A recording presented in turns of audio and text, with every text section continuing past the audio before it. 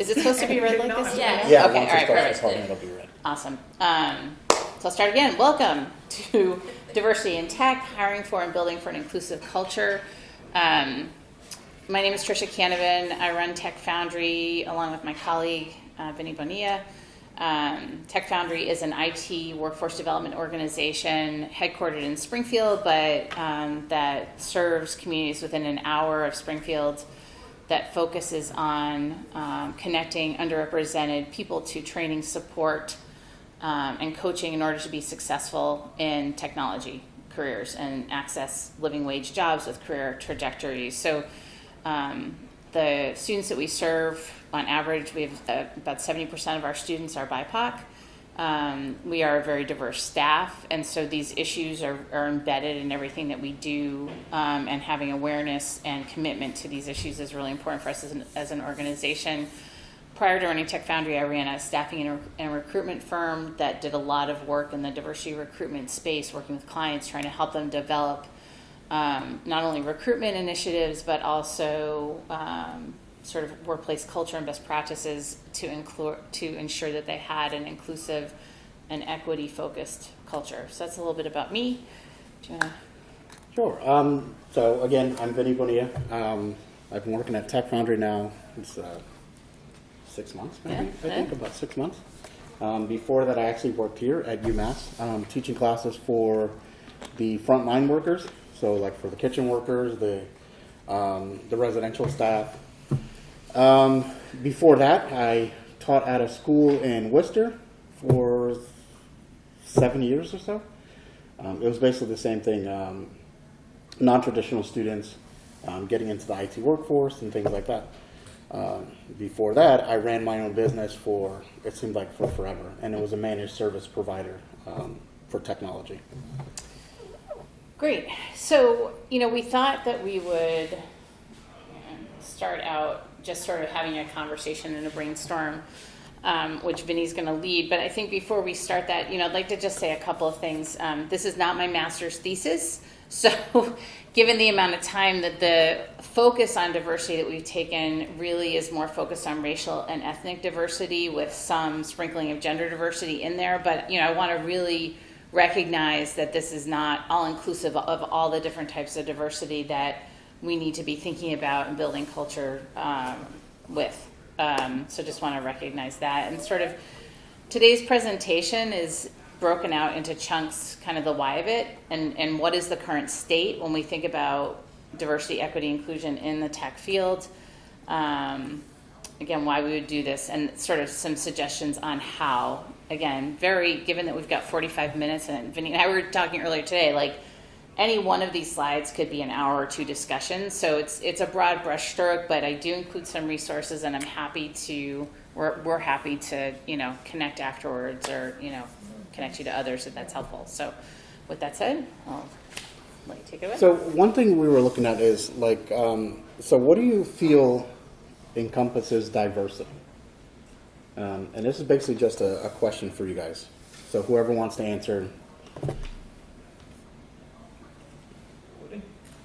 I guess anybody who's different or who is not able to access points of powers, or someone who is due to so many reasons. Might be it's a class system, status quo, physical, mental, all these things come into, and then cultural also, basically, and economic. So all these factors, there are so many factors, and they can make a person not go to that point where they are able to have access. So, might be they don't have Wi-Fi, they don't understand Wi-Fi, all these reasons. Excellent. That's a great list. Yeah, it is. That's really good. Anyone else?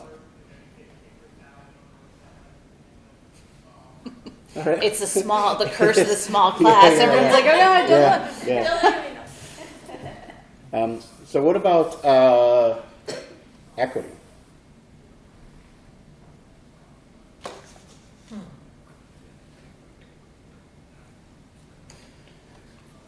Well, I can I was just jump gonna right ask in. you, what do you think equity is, I can Tricia? jump right in. And before I do that, I'd say in regards to diversity, as we talked about earlier, I mean, there's just, you touched on some excellent ones, but I think it's really important to recognize things like religion, right? They're gender identity, sexual orientation. Like, I think that oftentimes when we talk about, or sometimes when we talk about diversity, people think about diversity that you can see, right? And neurodiversity is a really important thing. So it's just a very, very, very all-encompassing topic. And I think, to me, it's really important to remember that, like, you can't always see diversity, right? So being very open and inclusive in your approaches to everybody. So in terms of equity, I mean, it's I think the perfect illustration for me that shows what equity is, I'm sure many people have seen it. It's that the visual of a baseball game happening on one side of a fence that's a solid fence, and the tall person can see over the fence. The sort of middle-sized person is like trying to jump and see over the fence, and the person who's of shorter stature can't see at all, right? And so the notion of equity is that the middle stature person has a box that they can stand on so they can see over. The shorter stature person has a ladder, and so it's figuring out, I would represent the tall person. I don't need that, right? But somebody who is smaller than I am would need that. And so what does equity mean? It's not the same for everybody, but it's getting everybody to the same spot where you have conditions by which, to your point, you can access opportunity. You can have an equitable experience in whatever sort of realm that you're in. Yeah, I think that's good. It's almost like the, you sort of help that person up, right? You sort of grab that person and bring them up with you. Create conditions that are needed, right, to get to be an equitable state. I think a good example of that is like paying it forward, right? You've gotten to that situation. That's something that we tell our students, now that you've gotten this opportunity, make sure you're paying that forward for other people, to sort of follow your footsteps in that sort of way. Where is everybody mostly from? Is anybody from UMass? Other organizations? What does your organization do for DEI? Goals or strategies that you've seen? We have DEI, I guess it's We have a DEI channel. a channel, yeah, we have a channel. We have a weekly meeting, That's great. or a monthly meeting. Yeah, weekly. I've never been, because it conflicts with a time that I'm at another meeting. But they publish out notes and just trying to find ways to provide opportunities and give people a place to talk. That's great. That's great. Good Anybody idea. else? Yeah, I work in education, the local district, education Amherst district. And over here, it's all about, the motto is social justice. Basically, I think it is an umbrella for all of this, the equities and so on. And they are practicing it all the time. Yeah. They have, obviously, all the public school system, all kinds of children come. And they are investing a lot in the para-educators too, because their backgrounds are all different. And the way they interact is different, and they are sometimes, because of that interaction, not able to access education, because of the family backgrounds, and that becomes a handicap. So they are investing in these assistants, especially. I've never seen, I was in California first and I didn't see it then, 15 years ago, it was not happening. But now they become very much aware of that factor, that one single teacher cannot do it.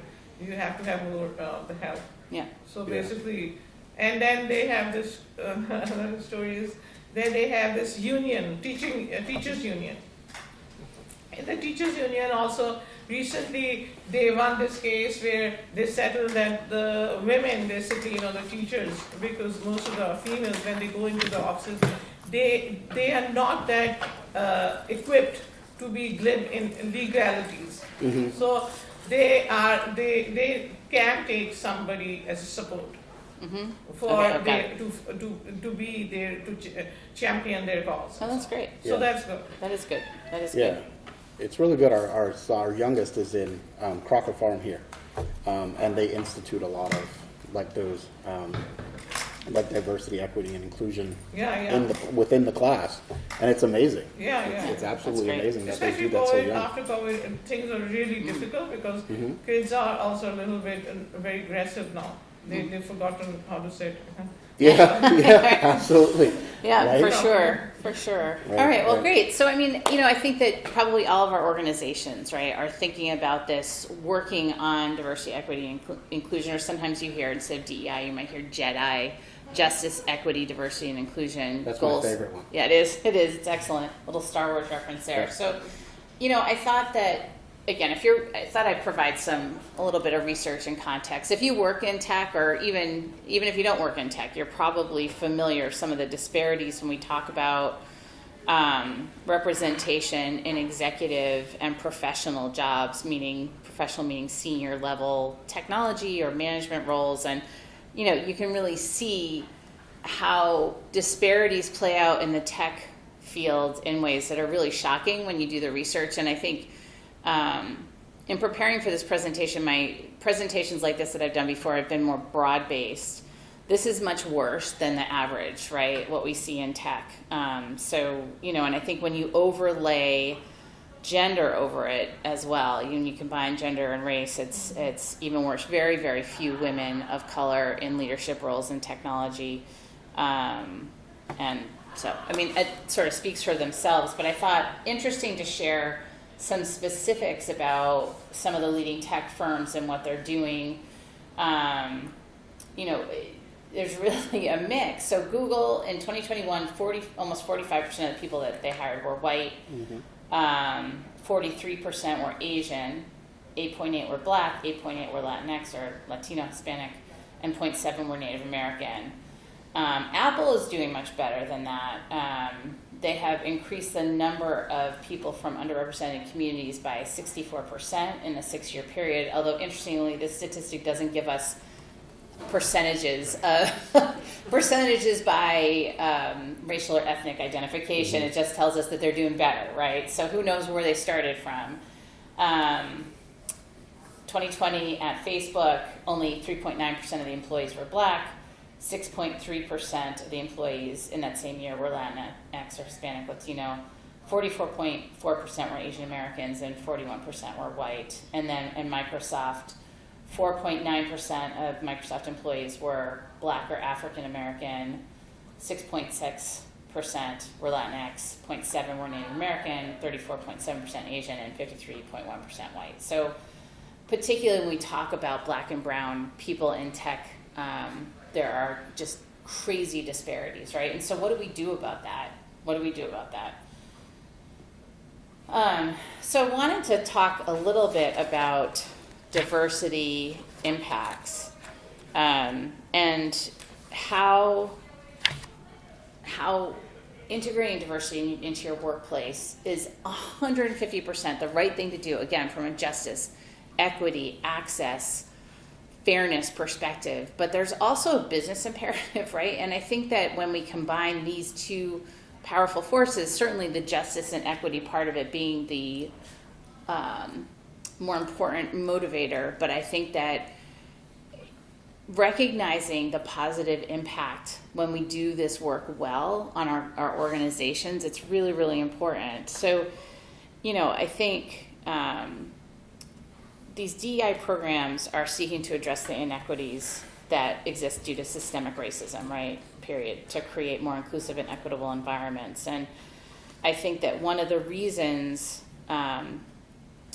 besides the fairness issue and the justice issue, is the positive impact on your recruitment and retention, right? A lot of people now are looking for companies, whether they're BIPOC or not, that not only have strong DEI commitments, but demonstrate that. Like, is your workforce diverse? What are the things that you're doing to walk the walk of this? So I think that in terms of recruitment, when you're successful at integrating these priorities into your workforce, you're going to recruit more people, right? And also by creating diversity-focused recruiting, which includes new hiring rubrics, right? Like, that has got to be part of it. New hiring rubrics, new methods of outreach, new recruitment partners. You expand your pool of talent. I think in the United States, don't quote me, it's like 32%, 34% of people have bachelor's degrees overall. Massachusetts has one of the highest rates of bachelor degree holders in the nation, but it's still like 36 or 38%. So just by having bachelor's degree as a requirement, you're excluding the majority of candidates out there. And then, again, when you overlay race and ethnicity and look at educational attainment, which is, again, that's a whole other issue in terms of educational equity and supports for people and that sort of thing, you're eliminating vast numbers of people who are incredibly talented, right? So you can increase your talent pool, build a stronger organization by doing this. I think people that feel seen, when you have a successful DEI program, you're letting people show up to work as they are, right? And they're accepted, they're welcomed. You know, I think in thinking about what happens for people when they don't feel that their culture is inclusive, people can't necessarily show up as they are. Like a couple of examples that, you know, I think we've seen in business literature is, for example, someone of a different religion who may need to pray during the day may go out to their car because they don't feel comfortable necessarily doing that at work, or someone who has a different, you know, a different lifestyle in some way may not, you know, if I'm lesbian, I may not feel comfortable putting a picture of my wife on my desk, for example, if it's not an inclusive culture. So people, when they bring their full selves to work and they feel seen, they're happier at work, they're more engaged with the team. Research on impact on innovation for diverse organizations is amazing. It's amazing. Companies with robust DEI commitments and programs are 6 times as likely to be ranked as innovative by researchers, right? So you bring, like I was saying to Vinny when we were prepping, our workforce, we're really fortunate. Our team is very, very, very diverse, as are our students, and it's the most diverse place I've ever worked. I find it unbelievably stimulating. Like, it's just like we have people who have immigrated here. We have people who represent lots of different backgrounds, and the conversations that we have at work, and that people bringing unique experience, unique lived background and experience, I think creates innovation, creates collaboration. Yeah. And then, you know, I think in terms of financial success, and again, this is like bottom line business imperatives, right? When we're talking about organizations that are for profit, they have a 2.3 times greater per employee cash flow, and they're 25% on average more profitable, right? So it's, I mean, there's, again, it's the right thing to do, but there's also some significant impacts. Are you taking a slide? I think or is this my slide? Support diversity. I think my this slide? one's yours. Yeah. Okay, all right, I'm good. I'm good. Any questions or comments so far? Again, I mean, please speak up. Like, there are 7 of us, so this can be very conversational. Yeah. Anything that you've seen that's particularly... Yeah, I have a question. Are you going to be talking about special ed people? So this is, like, when I said this is, we had 45 minutes, we are not talking about disability status or particular approaches for people with disabilities in this talk. And again, I fully want to recognize that that's a really important area of diversity, but that's fine. not something that, sorry. Thank you. Other questions or comments? Okay. So how can we build a workplace culture that has diversity, equity, and inclusion as a priority and is successful at building a culture where people are going to be welcomed and successful and that they're going to stay, right? So training underscores everything, and it's not one and done. I think it needs to be ongoing training, opening up opportunities for dialogue, understanding and confronting implicit bias. What does that mean? How do we integrate different people of different backgrounds successfully into our culture? And what are some of the challenges that people may experience? What are their perspectives? How do we work to build teams that are effective in that way? You know, I think that one of the examples of something that, an area where training can make a difference is, you know, I think for a long time, for example, recruiters have been told hire for fit, right? Hire for fit and recruit through your networks, right? So these are two common areas of recruiting. Now, if I hire for fit, I'm going to hire probably a middle-aged soccer mom who spends her weekends on the sidelines, right? I feel really comfortable with, like, we have a lot of shared background experience, we have commonalities, whatever. Well, that doesn't mean that we're building a diverse organization, right? Just because I feel like, oh, you fit me, or you fit this. So I think being very, very intentional about that. And similarly, recruiting through networks, right? Like when you headhunt, and again, I'm sort of focusing on the recruiting side of things, but these are just some examples about how you can train people to integrate DEI best practices in every aspect of your operations, right? Like, so headhunters traditionally have been like, I'm going to recruit through my network, right? And so my network is often people that are similar to me, right? And so if that's the approach that you're taking, you're by default limiting who your pool is going to be. So I think, again, ensuring that you have good training providers, strong curriculum, and integrating that into operations on an ongoing basis is really important. Awareness, and this goes hand in hand with training, but understanding what are people's lived experiences, what are some of the challenges that exist. Like, I think when I first started doing presentations on this, one of the stories that I read was an African American woman who related that she had been asked at work by a colleague if they could touch her hair. I was like, oh my, but it's like, to me, that's, I'm like, what? Yeah. But so I think that a lot, building awareness for people of what are the experiences that people have, what is the awareness that you need to bring to your job and to your relationships with people of all different backgrounds. And I think, I hope, I'm sure, but I hope that in that situation, the coworker did not mean to offend her colleague, but that's super offensive, right? So it's getting people to understand those types of issues. So what are some best practices in action that we can use, right? I think one of the most important things is identifying very clear diversity and inclusion goals, which are linked to your strategic plans, your mission, your vision.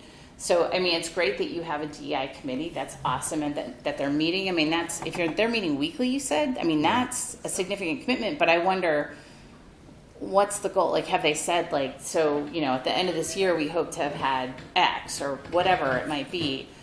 Tying metrics to diversity, equity, and inclusion practices is really, really important. I think that larger organizations in particular will tie reaching those goals to performance, right? So, like, are you, if you're the leader of the organization or you're the leader of a department, we're going to set goals in terms of, professional development for diverse members of your team. We're going to set goals for hiring and recruitment, and we're going to set goals for mentoring, all of those things. And are these things happening? We're going to set goals for retention, right? Like, are you successfully leveraging all of the training and background that we're giving you to do a better job building a strong, inclusive culture so that people stay? One of the most important things, I think, is having a strong commitment from leadership, right? This needs to be written, it needs to be oral, it needs to be consistent, it needs to be public, and it needs to be followed up with action. Performative DEI is, I don't know if it's worse than no DEI at all, but pretty close, right? Like, doing it it's sort of like in the environmental movement, people talk about greenwashing, right? Like, no matter what they say, Exxon is not a pro-environmental company, despite all the greenwashing that they do, right? So sort of in the same way, you have to walk the walk, and it needs to be meaningful. But having that executive sponsorship and commitment is really, really important. Demonstrating that commitment to diversity through daily practice. I think when we talk about inclusion, one of the really critical things, I think, is ensuring that people who represent diverse backgrounds, again, pick it, it could be people with disability, like, there's this whole gamut, but that they have access to leadership, that they have opportunities to present that they have sponsorship, which I think is a very, very, very powerful tool. And I mean, I'll give you an example of what sponsorship looks like. Like, the difference between sponsorship and mentoring, while they're very intertwined, is that sponsorship means, in some cases, I put you forward instead of myself, right? So, and I think that is one of the most powerful things, particularly in leadership, right? Like, as a leader, you may be offered opportunities to speak. You may be offered whatever you may be offered, and to say, you know what, I really want, please, can this person do it? That is sponsorship. And also sponsorship is recommending you, bringing up your name when you're not in the room, setting you up to access opportunities through endorsement is really important. And that combined with mentoring, where ideally you have someone who also represents diversity that serves as your mentor to help you navigate and troubleshoot and reach career success. They're supposed to be here yesterday. There's an organization called Hack Diversity that, to me, is a really interesting model. Like, the people that we work with are most of them do not have college degrees. I mean, there's really a gamut. We get career changers and stuff, but most of our students are people who are low to moderate income, mostly from the gateway cities in the area, whereas Hack Diversity works mostly with college graduates of color, or that represent. No, that's correct. I wasn't going to say all diversity. I think it's I believe it's primarily people of color that an incredibly important part of what they do is they provide mentoring support to typically younger people, younger college grads, as they're entering corporate technical environments. And so I think that is something that is really critical, and we can implement on a smaller scale at our organizations. I think similarly, first generation programs that we see for college students, first-gen college students, where there's additional support and help to navigate systems, I think it's these types of things. When you're interviewing, ensure that you have a diverse group of people who are interviewing, and again, create frameworks that for hiring that are defined. That is one of the strongest equity tools that you can use. And I'll tell you that in my last job, I was doing a search for a leadership position, and I knew one of the applicants very well. And we use rubrics, which are to ensure that it is a fair process. I'm measuring apples to apples. And I knew this woman, I really liked her, but I thought, there's no way that she's qualified. But I did the interview with her anyway. And afterwards, when I applied the rubric, I was like, oh my God, she's completely qualified. And that to me was such a powerful demonstration. And that she was a person of color, but that wasn't the issue in terms of me thinking that she wasn't qualified. I just thought that her skills and experience weren't the right fit.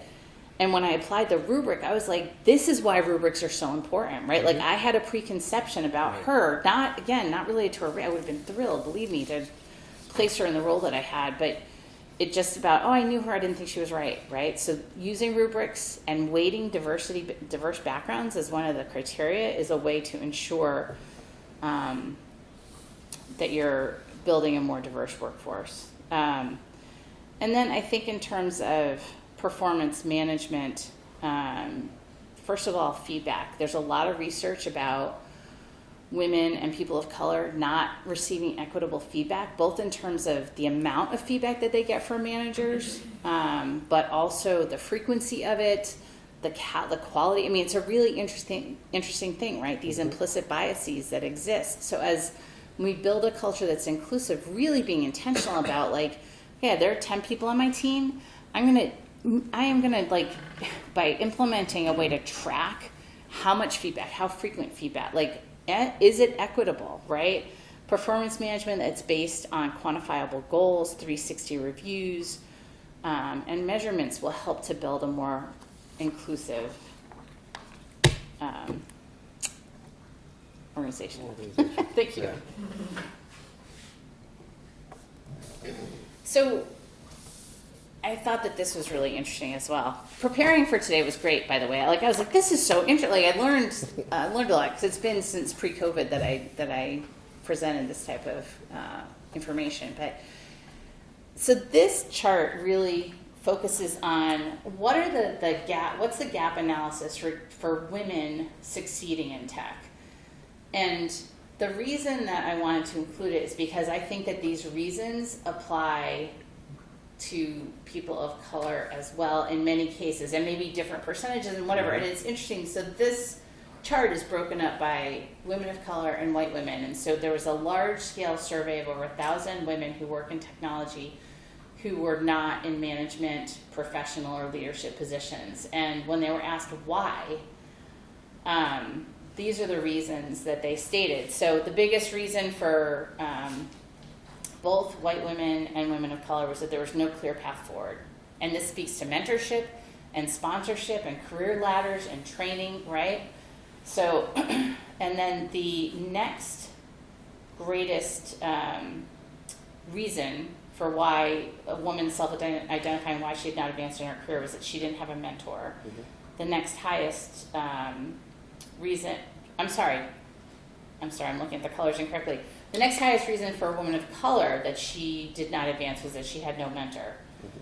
The next highest reason for a white woman was that she was citing gender bias, right? So some of the reasons why vary based upon race and ethnicity, but I think that the reasons for lack of progress, no clear path forward, no mentor, limited budget, gender bias, lack of trust in my ability, which I thought that was so interesting. And I thought the gap between what white women thought and what women of color thought in that regard, 37% women of color said, this is why I haven't advanced, and 7% of white women said this is lack of trust in my ability is why I haven't advanced. Racial bias, competitive culture, lack of experience, and then other.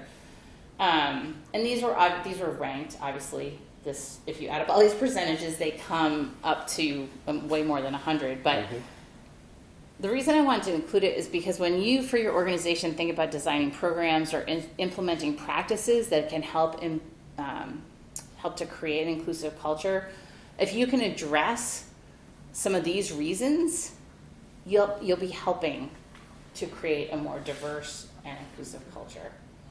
All right, I think this is you, right? I think. Yeah, I think so. Let me think. How organizations can best support diversity efforts. I think so. Yeah, I have. Do you want my slide? Yeah. I can do it too. That was mine. Yeah. Okay. Perfect. Want to do it together? Sure. Okay. Sure. Want to start? Sure. So, we talked, and we'll kind of speed through this because time is flying by, at least for us, maybe not for you in the audience, but, some of these things that we've already talked about, how organizationally we can best support diversity efforts. So, champions, we talked about the management commitment, sponsorship, and mentorship. I think affinity groups are another great way to champion and support diversity. So these are things like employee resource groups based upon different types of identities. And also, again, under sponsorship, opening up board, volunteer, and speaking opportunities. Like, it doesn't always have to be the CEO or the executive director, right? And so, but that's maybe the person who's most known. So by saying, you know what, this person would be awesome and can bring a different perspective than I can. So that's in the champion bucket. Do you want to talk about goals? Goals? Yeah, so pay attention to what you measure. I think in that case, what were you looking at? Feedback? I think feedback, but also if you set a goal, like we'd like to increase the number of diverse applicants to our open jobs by 50%.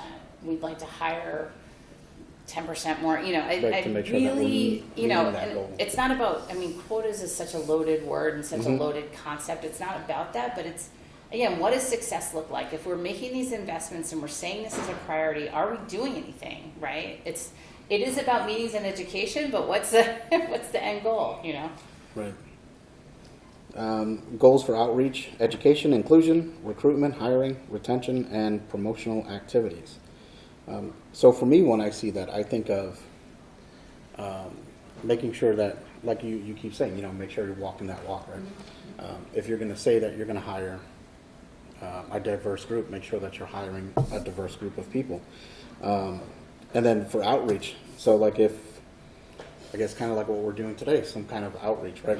Outside of your organization. If you have a DEI within your organization, maybe you can do, like a talk somewhere, outside of your organization. Sure, and in terms of metrics and measurement, we've talked about a couple of these already, but I also think, when we want to understand how diverse, again, as we talked about, I can't always look at you and know that you are bringing a diverse background to your job. And so you can use EEOC forms, which are optional, to help try to track that data for your organization. And a lot of organizations will do that, and actually most organizations have to complete EEOC reports, which are, again, it's voluntary reporting, but it is a way to put some numbers around what are the goals that you're trying to reach. All right, so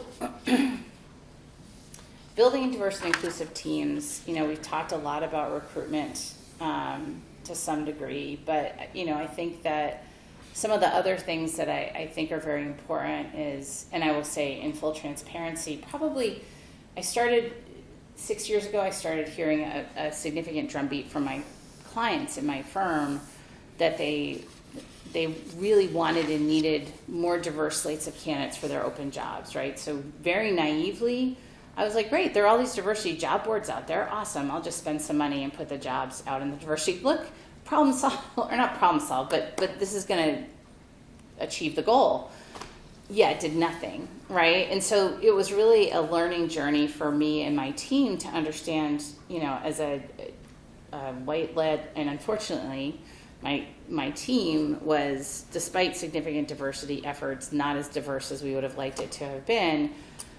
So how do we do better? And I think, in a nutshell, it's about showing up, right? It's about getting involved in organizations, supporting those organizations, building relationships with, whether it's from a recruitment perspective, historically black colleges and universities, if it's building relationships with Hispanic serving organizations, it's sponsoring and showing up for organizations in your region that embrace diversity and allow for opportunities to get to know people and to advance their missions, right? So things like here in the Western Mass area, I'd say the Latino Economic Development Council would be one, the Urban League would be another, the Black Chamber, which is a statewide organization. So getting involved in those types of things from a recruitment perspective will be helpful. I think making sure that your marketing is inclusive and accessible, right? And that means, what is the message? What are the images? Are you, making sure that they're accessible to people that may not have strong English skills, that may need, closed captioning, whatever that might be. What does that look like? And I think the community building, again, it gets back to, are you building relationships with community organizations that are serving everybody in our community? Or are you staying in your networks, in your silos?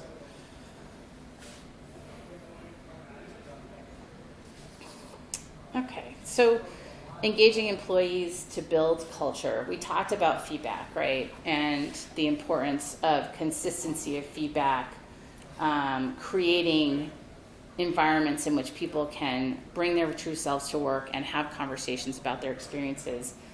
I think that one of the things that is important there is hearing from people what they need, right?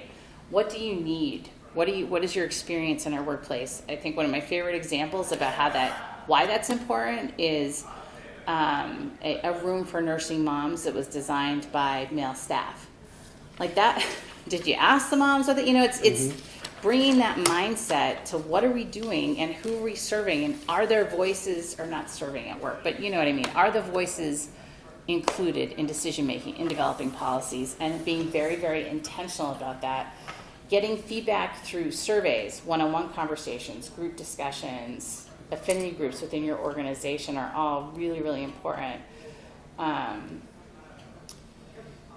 In terms of mentoring and sponsorship, we've talked about that. And I think that organizations, you don't have to be a big organization to do this, right? Like my company prior to this job had 35 people, and we had a first year buddy program, right? I mean, there's not a lot of us, right? So people in their first year at the company were assigned a buddy or a mentor that had time carved out of their schedule and money to help support that person through their first year. So being very intentional about providing those supports. And I think celebrating being together, I think for me, and Vinny knows this, I'm not a fan of fully remote work because I think it's a little bit hard to build relationships. And I think carving out time for people to get to know each other and build those relationships outside of just the meeting room or the cubicle or whatever, I think is very, very important.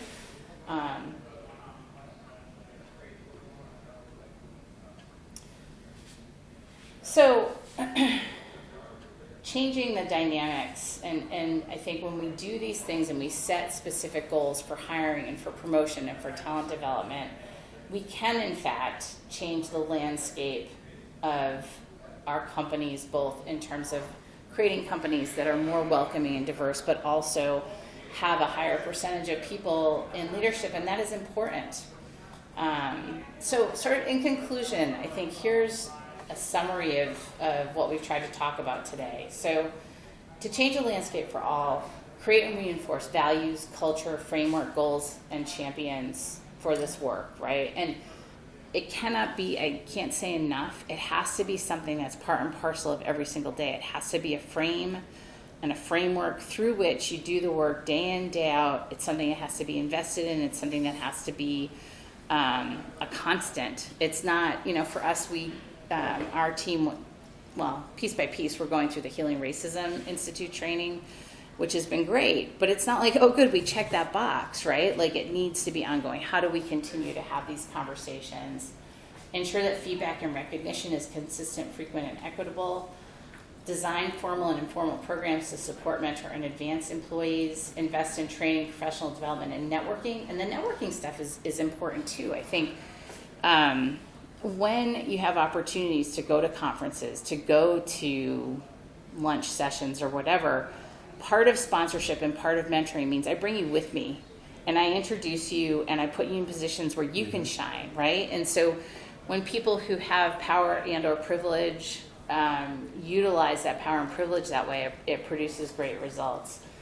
I think finally embracing and celebrating diversity, like some of these conversations, I think, and topics can be very, very challenging and difficult, but embracing and celebrating that diversity, integrating JEDI priorities into all aspects of the organization will lead to success. And I have some resources here, which I'm happy to, share the deck if anyone's interested, but there's some good books, some good articles, and there's a ton out there, as well as tons of consultants that would like to come and do this for your organization, for sure.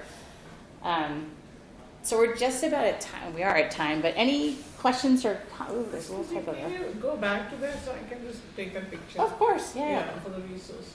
Not that I can see it.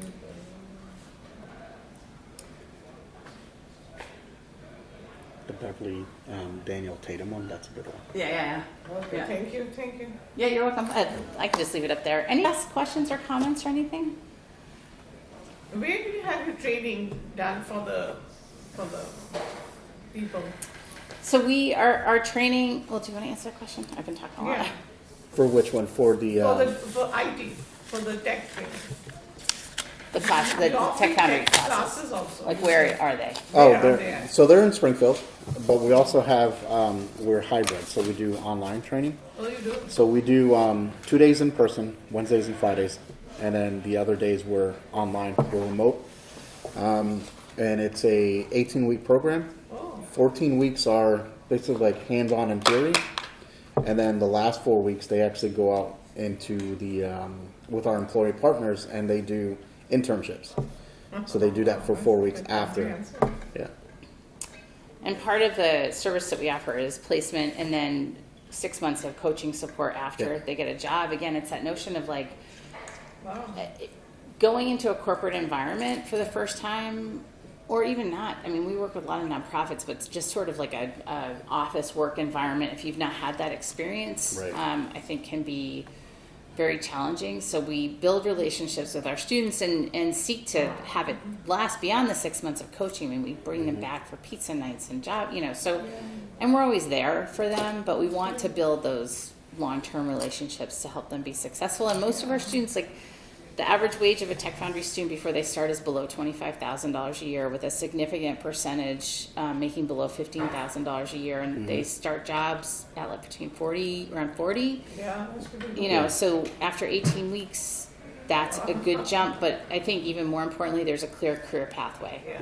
Like most people who continue in the tech field within 2 or 3 year or two are making between $50,000 and $60,000 a year, Right. which, you know, that's a living wage, and so that's our goal. So are you doing it with collaboration with the Mass Gov? We work with Mass Tech Collaborative, which is funded by the state. Yeah. Yes. Okay. Yeah. Well, thank you. I hope it was helpful. Okay. Happy to share the deck. Thank you. Thank you so much. Thank you for coming. Thank you for having us.